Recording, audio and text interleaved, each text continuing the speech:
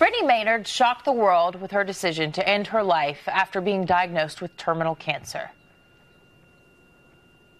I will die upstairs in my bedroom that I share with my husband, with my mother and my husband by my side. Well, now a single mother in California with terminal cancer is campaigning for the very same right to end her battle at home with her daughter. But is this plan, is it a brave plan or a cowardly plan? Here to weigh in is Fox News religion contributor Father Jonathan Morris.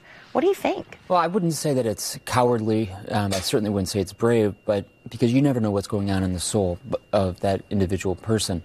But there's two major points, I think, that are important to keep in mind. Number one, when Brittany was going through this, all of the right to assisted suicide group that was behind her said, oh no, this is completely about her. This doesn't affect culture. It's not making anybody else, fall into this. No, this is about her personal right.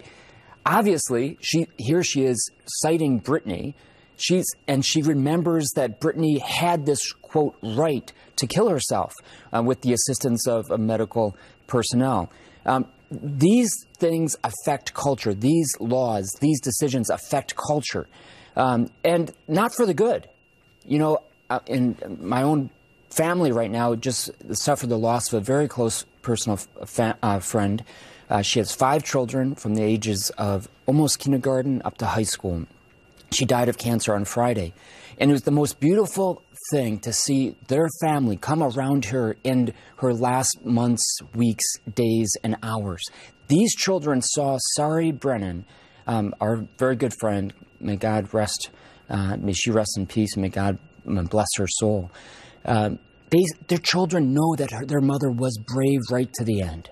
Very brave right to the end. And the suffering itself, while terrible, terrible, they have a legacy of a mother who fought to the very end for themselves. So here's the part that makes me uncomfortable. This woman has stage 4 lung cancer, which is very tough, and it's hard to judge how people feel. You don't know. You're not them. Sure.